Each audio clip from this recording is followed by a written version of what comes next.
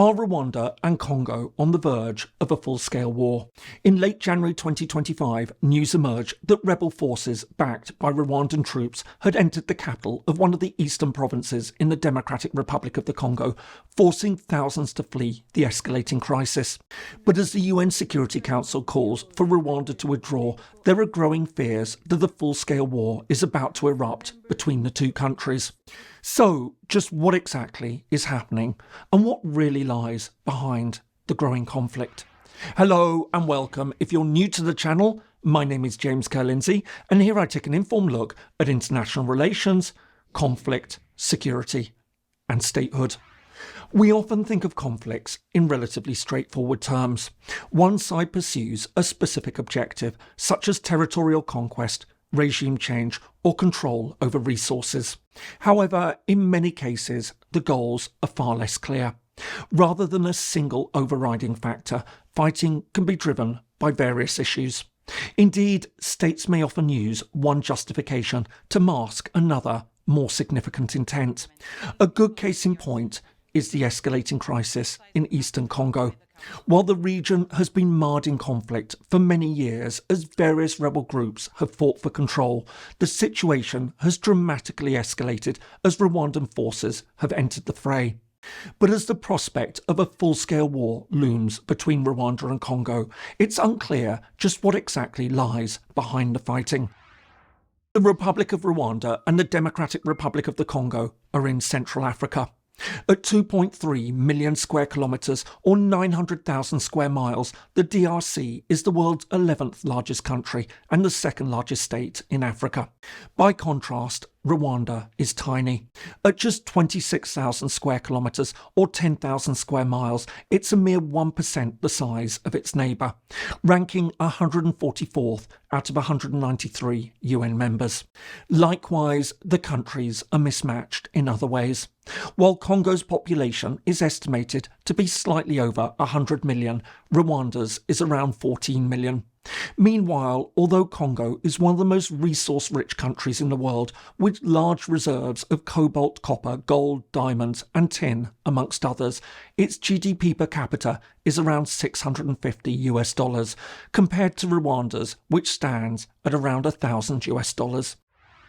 While the two countries have a long history stretching back thousands of years, our story really begins in the late 19th century with the spread of European colonialism and the so-called Scramble for Africa. As Britain, France, Portugal and Germany extended their domination over various regions, Belgium seized control of a vast swathe of territory at the very heart of the continent, an area that became known as the Belgian Congo. This lasted until the First World War. With Germany's defeat, the other European powers saw a chance to seize its colonies. As a result, Belgium took control of neighbouring Rwanda-Urundi. While this was formally administered under a League of Nations mandate before becoming a UN Trust territory after the Second World War, as in neighbouring Congo, Belgium instituted a notoriously brutal form of imperial rule. This included a divide-and-rule policy that entrenched the segregation of the country's two dominant groups: the cattle-herding Tutsi, who traditionally held a privileged status, and the majority Hutu farmers, who were generally seen as lower caste. This emphasis on the difference between the two groups would have a profound effect as Belgium finally began the process of decolonisation. Having hastily left the Congo in 1960, immediately sparking a bloody civil war, it finally departed from Rwanda-Urundi 2 years later, dividing the territory into two separate independent states: the Hutu-dominated Republic of Rwanda and the Tutsi-ruled Kingdom of Burundi. From the start, Rwanda faced serious problems as the Tutsis, who represented less than 20% of the population, were relegated to a secondary position.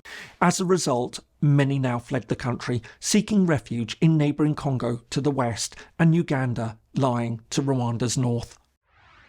Although the Hutu continued to dominate the country over the following decades, by the late 1980s, tensions were rising sharply as Tutsi insurgents based in Uganda sought to overthrow the government and return to their homeland.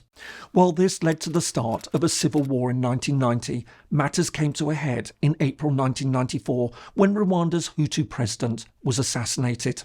Blaming the Tutsi insurgents, Hutu extremists began a genocide that would leave over 800,000 dead in a matter of weeks. And it was at this point that the leading Tutsi insurgent group, the Rwandan Patriotic Front, the RPF, under its leader Paul Kagame, launched a full-scale invasion of Rwanda.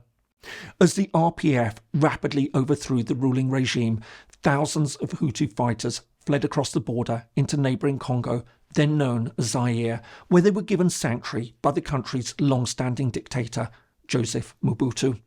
As a result, in October 1996, Rwanda and neighbouring Uganda invaded the DRC, sparking the First Congo War.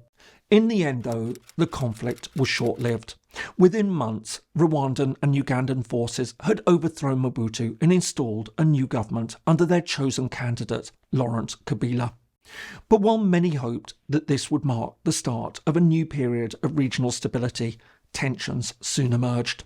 As Congolese resentment at foreign interference grew, Kabila turned on his former allies and demanded the withdrawal of Rwandan and Ugandan forces from his country. When they refused, Kabila sought support from other African countries, including Angola, Chad, Namibia, Sudan and Zimbabwe. This, in turn, sparked the Second Congo War, a conflict that many would come to call the Great War of Africa, or Africa's World War. I hope you're finding this useful. If so, please do consider giving it a like and perhaps subscribing if you haven't already. Thanks so much, and now back to the video. In 2001, Kabila was assassinated and succeeded by his son Joseph, thus paving the way for a peace agreement. In addition to a power-sharing arrangement in the DRC, Rwanda and its allies, Uganda and Burundi, agreed to withdraw their forces from the country. But while Congo now entered a period of relative political stability, albeit punctured by accusations of corruption and authoritarianism, unrest continued over in the east. In particular, fighting was concentrated in North and South Kivu, which lay on the border with Rwanda and where numerous insurgent groups had emerged. While many of these militias fought to control the region's rich natural resources, two key Rwandan factions also emerged. The first was the Democratic Forces for the Liberation of Rwanda, the DFLR. This was formed by Hutu militants, some of which had participated in the 1994 genocide. The second was M23. This included Tutsi mutineers from the Congolese army. Quickly seeing M23 as a chance to check the Hutu DFLR challenge to his regime, Paul Kagame, Rwanda's president, threw his support behind the group. However, amidst reports of widespread atrocities and following several defeats, Rwanda's Western allies persuaded Kagame to accept a peace deal in December 2013 that would reintegrate M23 members back into the Congolese armed forces.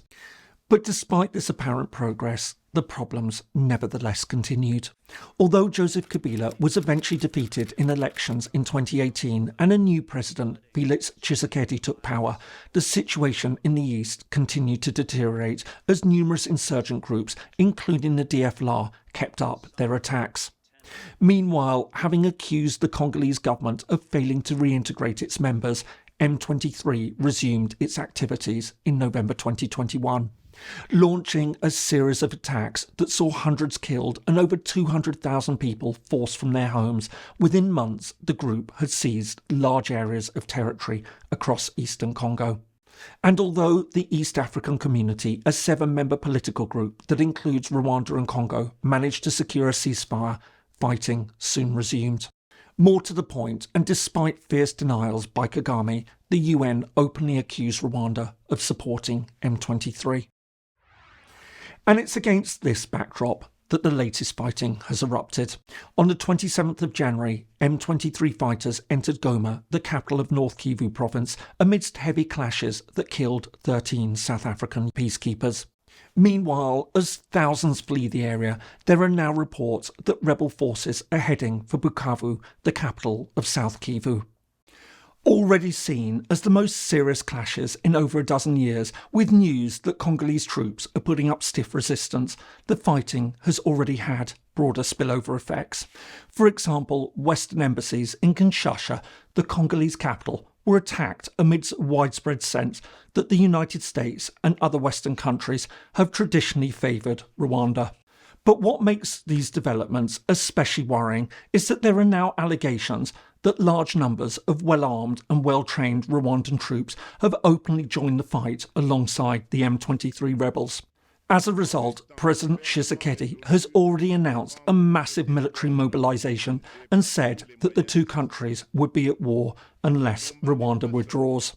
Meanwhile, South Africa, a close ally of Congo, has warned Rwanda against further action against its forces.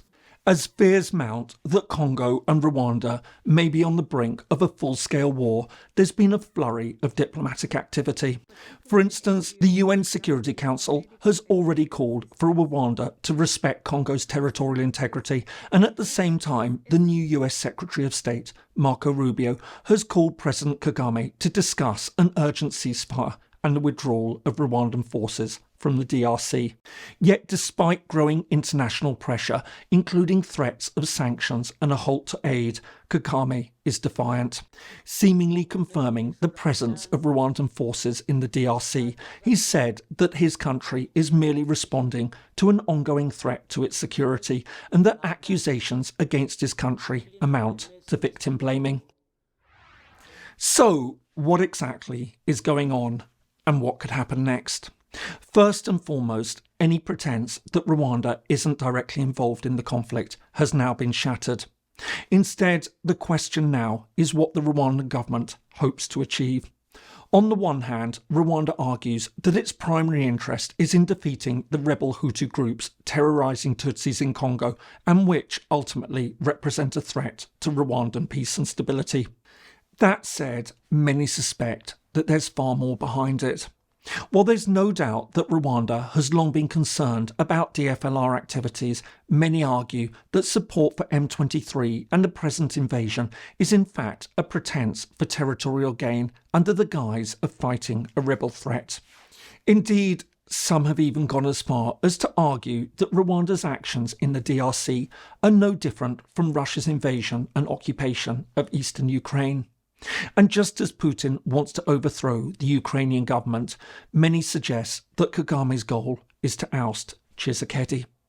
At this stage, the exact motives for the Rwandan invasion are obviously hotly debated. But whatever the reasons for the fighting, there's a serious and immediate humanitarian dimension to consider. As the conflict in the east escalates, there are now real fears that Congo and Central Africa more generally may be plunged into yet another devastating war that will again see tens of thousands killed and potentially millions displaced. I hope you found that useful. If so, here are some more videos that you might find helpful. Thanks so much for watching, and see you in the next video.